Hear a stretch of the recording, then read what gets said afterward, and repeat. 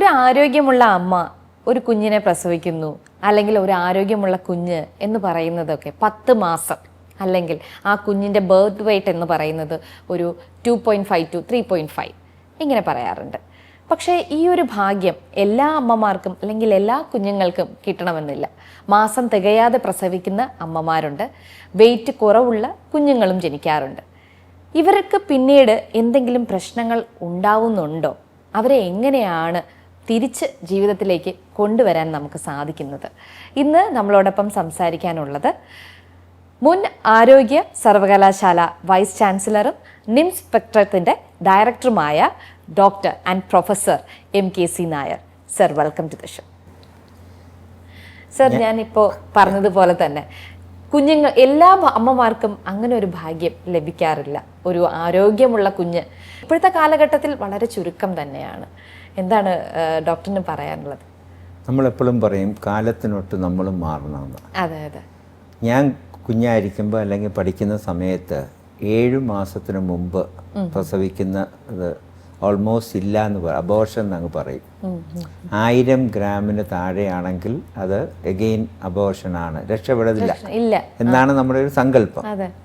ഇന്ന് പക്ഷേ 500 ഗ്രാമിന് താഴെ ഉള്ളത് പോലും രക്ഷപ്പെടുത്തുന്നു. മാസം തികയാതെ വന്നാൽ 20-22 ആഴ്ചകളുള്ളതിനെ രക്ഷപ്പെടുത്തുന്നു. അപ്പം നമ്മൾ എന്ത് പ്രതീക്ഷിക്കണം? ബ്രെയിൻ വളരാതെ, ബ്രെയിൻ മച്യൂർ ആവാതെ ഒരു കുഞ്ഞ് ജനിക്കുമ്പോൾ കുറേ പ്രോബ്ലം എക്സ്പെക്റ്റ് ചെയ്യണോ വേണ്ടയോ? വേണം, തീർച്ചയായിട്ടും വേണം. അപ്പോൾ അവിടെയാണ് എൻ്റെ താല്പര്യങ്ങൾ വന്നത്. ഞാൻ ജീവിതം തുടങ്ങിയതൊരു നിയോനറ്റൽ സ്പെഷ്യലിസ്റ്റ് ആയിട്ടാണ്. SATയിലെ നിയോനറ്റൽ യൂണിറ്റ് നോക്കിക്കൊണ്ട് 80കളുടെ ആരംഭത്തിൽ കിട്ടിയ. അത് കഴിഞ്ഞാണ് അപ്പോൾ അവിടെ ചെയ്തപ്പോൾ എനിക്കൊരു തോന്നി, ഈ കുഞ്ഞുങ്ങൾക്ക് എല്ലാവർക്കും നല്ല ഔട്ട്കം വരുന്നില്ല, ശരിയാവുന്നില്ല. അങ്ങനെയാണ് 87 ഓഗസ്റ്റ് 1 SATയിലെ ഒരു ചൈൽഡ് ഡെവലപ്മെൻറ്റ് പ്രോജക്റ്റ് സ്റ്റാർട്ട് ചെയ്തു. അതിൻ്റെ ഏറ്റവും വലിയൊരു കാര്യം, ലോകത്ത് ആദ്യമായിട്ട് അമ്മയെ ഉപയോഗിച്ച് അല്ലെ അമ്മൂമ്മയെ ഉപയോഗിച്ച് അല്ലെ കുടുംബാംഗങ്ങളെ ഉപയോഗിച്ച് കുഞ്ഞിനെ ഏർലി സ്റ്റിമുലേഷൻ ചെയ്താൽ 10 IQ പോലത്തെ പോയിന്റ് ഇൻക്രീസ് ചെയ്യും. 3 കാര്യങ്ങൾ അതിനകത്തുണ്ട്. ഒന്ന്, കുട്ടിയുടെ വെയിറ്റ് 500 ഗ്രാം കുറയുന്ന അനുസരിച്ച് അതിൻ്റെ IQവും കുറയും. 2, ജസ്റ്റേഷൻ, അതായത് എത്ര ആഴ്ച എന്നുള്ളത് അത് കുറയുന്ന അനുസരിച്ച് ഇതിന് വ്യത്യാസം വരും. 3, ഇത് നമുക്ക് കോമ്പൻസേറ്റ് ചെയ്യാം അമ്മ ഏർലി സ്റ്റിമുലേഷൻ ചെയ്താൽ. അപ്പം നമ്മൾ പറയും ഇതെന്തോ കൂടിയ കാര്യമാണെന്ന്. ഒന്നുമില്ല.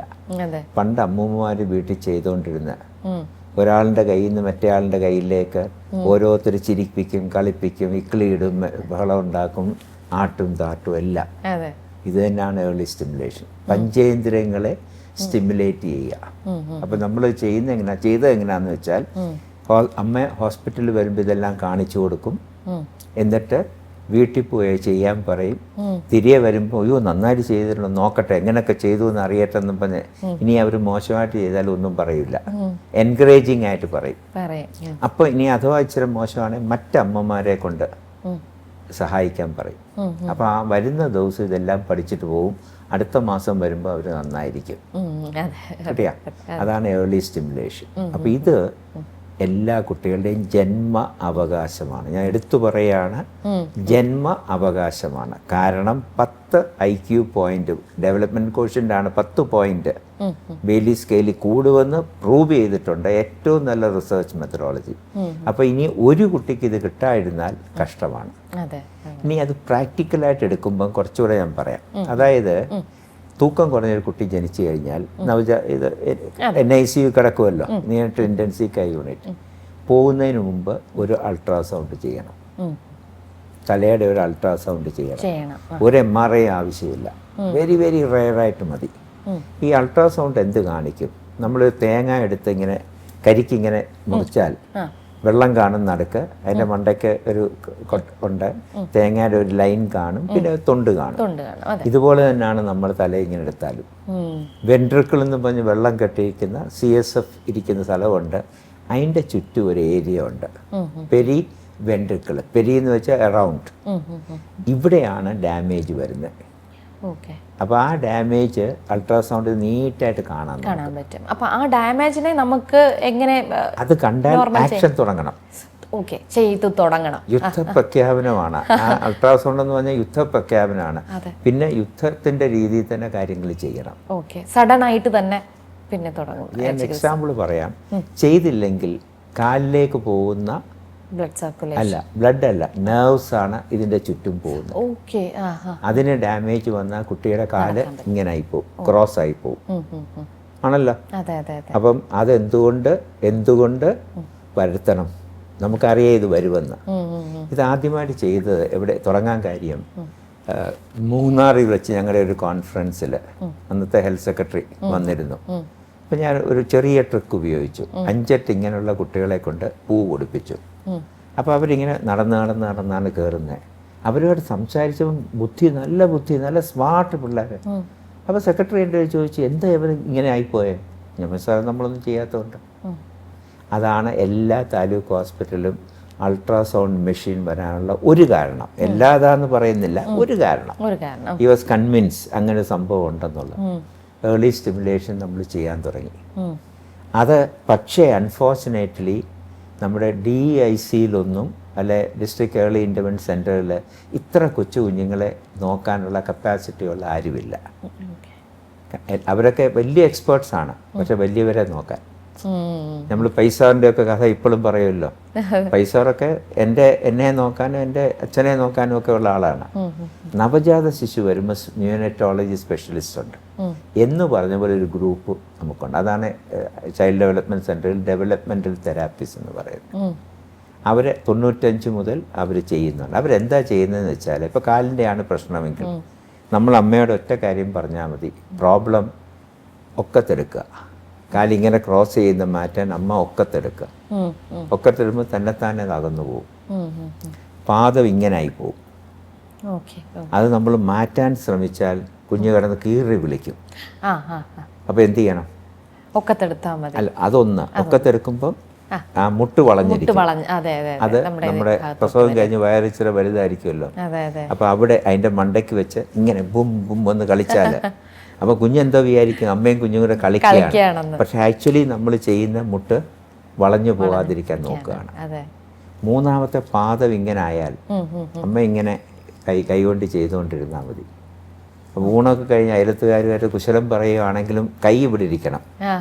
അതാണ് തെറാപ്പി. ഇതിന് എത്ര വർഷം ചെയ്യേണ്ടി വരും കുഞ്ഞുങ്ങൾ? ആദ്യത്തെ 1 വർഷം ചെയ്യണം. ആ ഒരു ശരിയാവും. റയറായിട്ട് ശരിയായില്ലെങ്കിൽ പിന്നെ അടുത്ത സ്റ്റെപ്പ് പോകും. അപ്പോൾ ഇത് ചെയ്യുന്നതിനാണ് ഇപ്പം നമ്മൾ പറയുന്നത് പേരൻറ് മീഡിയേറ്റഡ് ഇൻ്റർവെൻഷൻ. അതിനെപ്പറ്റിയുള്ള ആദ്യത്തെ ബുക്ക് 2 മാസം പുറത്തു വരും. Parent mediated intervention. അമ്മയാണ് തെറാപ്പിസ്റ്റ്. അമ്മ തന്നെയാണ് തെറാപ്പിസ്റ്റ്. കാരണം അമ്മയ്ക്ക് ഏറ്റവും വലിയൊരു ക്വാളിഫിക്കേഷൻ ഉണ്ട്. എന്താണ്? ഞങ്ങൾ ഒരു ഡോക്ടർക്കും തെറാപ്പിസ്റ്റും ഇല്ലാത്തൊരു ക്വാളിഫിക്കേഷൻ ഉണ്ട്. കുഞ്ഞിനോട് അത്രയും താല്പര്യം. ആ താല്പര്യം നമ്മുടെ മനസ്സിൽ തോന്നുന്ന താല്പര്യം നമ്മൾ ചെയ്യുമ്പോൾ വെളിയിൽ വരും. കൊച്ചിങ്ങനെ കരഞ്ഞു കഴിഞ്ഞാൽ എന്ത് ചെയ്യാൻ പറ്റും? അത് ഞാൻ കാണിച്ചു കൊടുക്കും, അമ്മയെ കാണിച്ചു കൊടുക്കും. നമ്മളിങ്ങനെ സ്ട്രെച്ച് ചെയ്യും. സ്ട്രെച്ച് ചെയ്യുമ്പോൾ കുഞ്ഞിന് വേദന വരും. ആ വേദന വന്നാൽ എന്ത് ചെയ്യാം? നമ്മൾ സ്ട്രെച്ച് ചെയ്യുന്നെങ്കിലും കുഞ്ഞിനാണ് വേദനയും കരയുന്നത് നമ്മളായിരിക്കും. അപ്പം ഇങ്ങനെ കാല് പിടിച്ച് ഞാൻ കിടന്ന് കരയും. അപ്പോൾ കുട്ടി ഇങ്ങനെ മുഖത്ത് നോക്കും. അവർക്കൊരു എക്സ്പ്രഷൻ കിട്ടിയാൽ മതി. അപ്പോൾ ഇതങ്ങ് മറക്കും. ശ്രദ്ധ മാറി. അപ്പം അമ്മ കിടന്ന് ഗോഷ്ഠി കാണിച്ച് ബഹളം ഉണ്ടാക്കി കരയുമ്പോൾ കുഞ്ഞിങ്ങനെ നോക്കും. It can be done. 100% എന്ന് പറയുന്നില്ല, ചുരുക്കം ചിലതിന് വേറെ ഫിസിയോതെറാപ്പിക്കോ പോകേണ്ടി വരും. വളരെ റെയർ. പക്ഷെ 1 വർഷം കഴിഞ്ഞേ അതിൻ്റെ ആവശ്യമുള്ളൂ. ആദ്യത്തെ 1 കൊല്ലം നമുക്ക് ചെയ്യാം. ഇതിന് പറയുന്ന ടെക്നിക്കൽ പേരാണ് ഹാബിലിറ്റേഷൻ.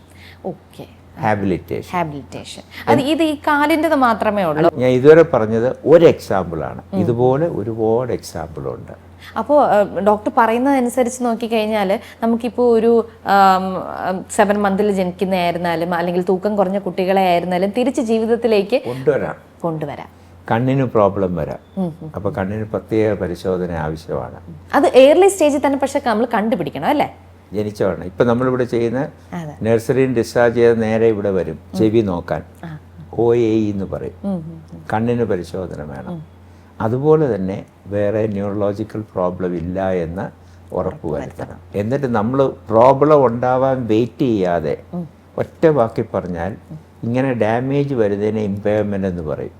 ആ ഇമ്പയർമെൻ്റ് ഒരു ഡിസബിലിറ്റി ആവുന്നതിന് മുമ്പ് ചെയ്യുന്നതെല്ലാം ഹാബിലിറ്റേഷനാണ്. ഒരു ഡിസബിലിറ്റി എന്ന് പറഞ്ഞാൽ എന്തോ ഫങ്ഷണലാണ്. ഈ കൈ ഇങ്ങനെ ആയിപ്പോയാൽ ഇതുകൊണ്ട് എഴുതാൻ പറ്റത്തില്ല. അത് വന്നതിനെ അതിനെ മാറ്റുന്നതിനാണ് നമ്മൾ പറയുന്നത് ഹാൻഡിക്യാപ്പ് പ്രിവെൻഷൻ, അത് റീഹാബിലിറ്റേഷൻ. ഒറ്റ വാക്കി പറഞ്ഞാൽ കുഞ്ഞ് പ്രസവിക്കുമ്പോൾ തല ഒരു വിധത്തിൽ ഇറങ്ങി വരും, ഷോൾഡർ വരത്തില്ല, ഷോൾഡർ വീതിയുണ്ട്. അപ്പോൾ ഡോക്ടർ എന്ത് ചെയ്യും, ഗൈനക്കോളജിസ്റ്റ് ഇവിടെ ഇങ്ങനെ പ്രസ് ചെയ്ത് ഇങ്ങനെ ഒരു ഷോൾഡർ ആദ്യം ഡെലിവറി ചെയ്യും. അപ്പോൾ ഈ നെർവിനൊരു സ്ട്രെച്ച് വരാം. അപ്പോൾ കൈ ഇങ്ങനെ ചിലപ്പോൾ പാരലൈസ് ആയി പോകാം. അന്നേരം അത് ഇനിയും ഒന്നും കുഴപ്പമാവാതെ ചെയ്യുന്നതെല്ലാം ഹാബിലിറ്റേഷനാണ്.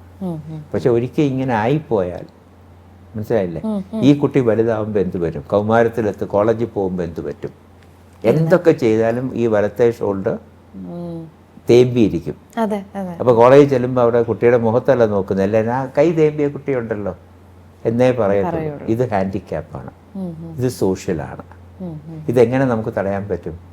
സാരി തിരിച്ചു കൊടുത്ത് ഇങ്ങനെ കൊടുക്കുന്നതിന് പകരം തിരിച്ചു കൊടുത്താൽ മതി. അപ്പോൾ എന്ത് പറ്റും? എല്ലാവരുടെയും നോട്ടം, ആമ്പിള്ളാരുടെ ഏറ്റവും ശ്രദ്ധ ഈ കുട്ടിക്കായിരിക്കും. കാരണം ഈ ഒരു കുട്ടിക്കേ ഉള്ളൂ തിരിച്ച് സാരി കൊടുക്കുന്നത്. അപ്പോൾ അതാണ് സോഷ്യൽ. നമുക്ക് വേണ്ടത് അതല്ല. നമുക്ക് വേണ്ടത് മറയ്ക്കുന്നതൊക്കെ കുറച്ചേ ഒക്കത്തുള്ളൂ, പക്ഷെ ആദ്യമേ ചെയ്യാം. ഇത് കൊണ്ട് ഉപയോഗമുണ്ടെന്ന് ആധികാരികമായിട്ട് ലോകത്ത് ആദ്യമായിട്ട് പ്രൂവ് ചെയ്താണ് ഞാൻ പറഞ്ഞ എൻ്റെ PhD ആയിരുന്നത്. ഇതൊന്നും വരാതെ നമുക്ക് പ്രിക്കോഷൻസ് എടുക്കാൻ പറ്റും. 100% ഒരിക്കലും പറയരുത്, അത് ദൈവത്തിനേ പറ്റത്തുള്ളൂ. മനുഷ്യനെ കൊണ്ട് ഒന്നും 100% പറ്റത്തില്ല, 90% ചെയ്യാൻ പറ്റും. അത് എല്ലാ കുട്ടിയുടെയും ജന്മ അവകാശം. ഒറ്റ വാക്ക് പിന്നെയും പറയാം, ഏർലി സ്റ്റിമുലേഷൻ ആദ്യത്തെ 1 കൊല്ലം അല്ലെ 2 കൊല്ലം, ഇപ്പം അതിന് 1000 days എന്ന് പറയും, കിട്ടുക എന്നുള്ളത് ഏതൊരു കുഞ്ഞിൻ്റെയും ജന്മാവകാശമാണ്. അത് നമ്മൾ കൊടുക്കുന്നില്ല എങ്കിൽ നമ്മുടെ പേരൻറ്റിങ്ങിൽ ഒരുപാട് പ്രോബ്ലം ഉണ്ടെന്നുള്ളതാണ്.